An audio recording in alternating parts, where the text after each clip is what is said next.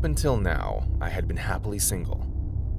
Ever since my ex broke my heart, I never felt like I'd find love again. But family, loved ones, and my colleagues were not having it. They set me up with multiple ladies several times, but it never quite worked out. I was never ready, I was never interested. And it is kind of ironic that the one time I felt ready was the experience that would drive me back into my shell. For good this time. Now, when I tell people about what happened to me that night, they all stare at me in disbelief. I don't blame them though. If I was not the one involved, I probably wouldn't believe myself either. Let's see if you'll believe this. So I had had enough of being single and being pressured from literally everyone I knew. It was time to move on and to take control of my life. And for the first time in nearly half a decade, I felt I was ready to find love again. It probably never worked out with any of the other ladies because I never chose them. They were chosen for me by those close to me. This time, I was going to choose for myself and figure this out.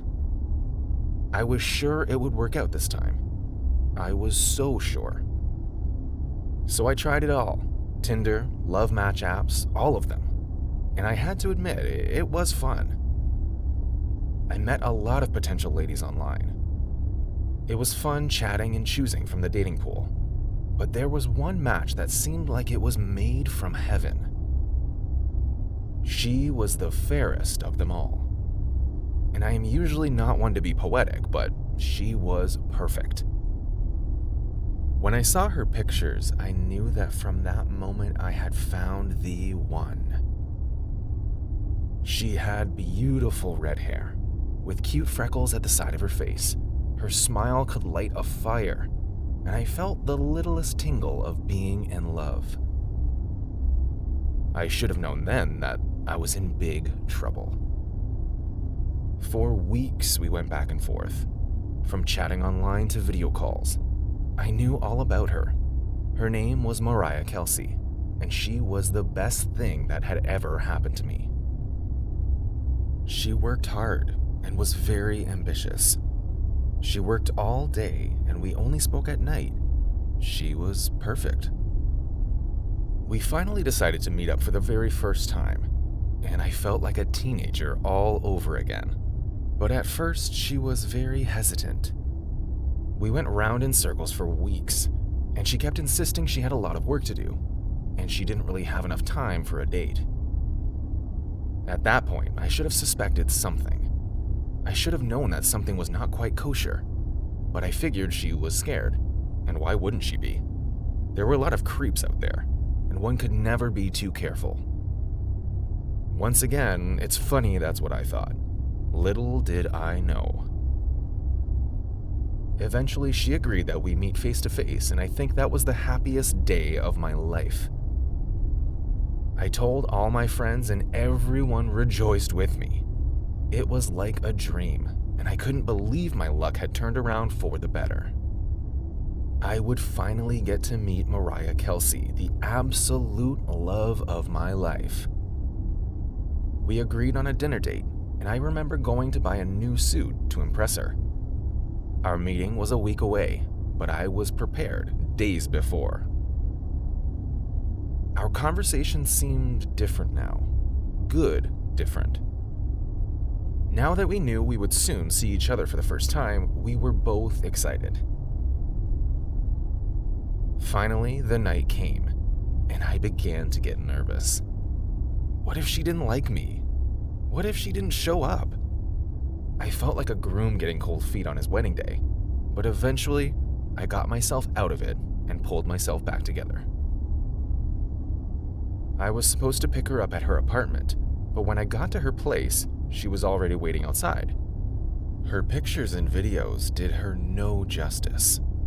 She was by far more beautiful, and as I stopped my car in front of her, she flashed me her smile. I fell in love all over again. I got out of the car, opened the door for her, and we were on our way. It was awkward at first, but eventually, We loosened up and talked all through. She was smarter than I thought, but a little guarded, I felt, but I didn't mind. I was deeply in love. When we got to the restaurant and got our reservations, we talked some more. I asked her why she didn't have any social media presence, and her response was that she hated the mainstream media, but preferred to live simply and in the present. I admired that. In fact, I respected it. And the more we talked, the more I realized she was an amazing person, and I had found the right match.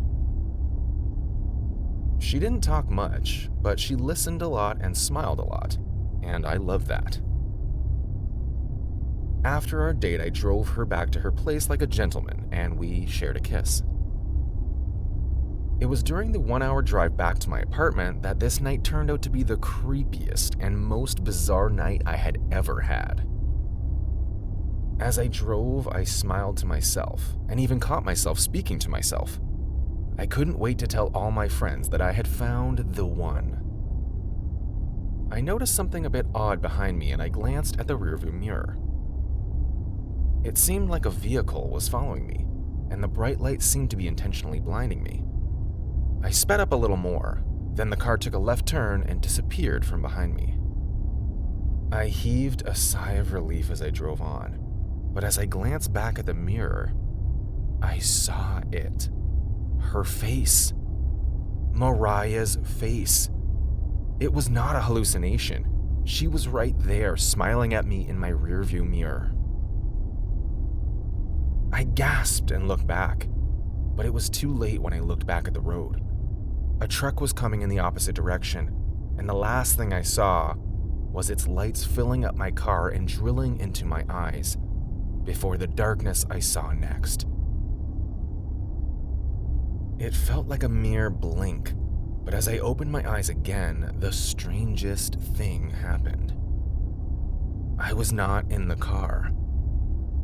I was not sprawled at the roadside, and I was not dead.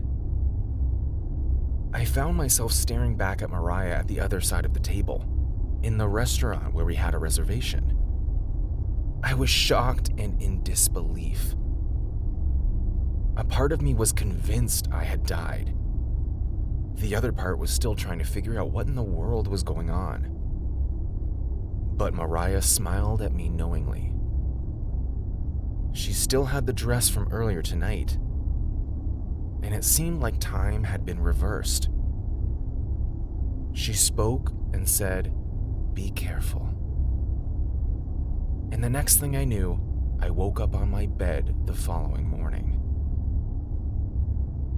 Now, I know anyone that hears this would think I've lost my mind, or I was probably just too drunk or tipsy, and that nothing really happened. But here's the thing. After that night, I never heard from Mariah Kelsey again. It was almost like she had disappeared from the face of the earth. Her mobile number stopped going through, and she had no social media presence.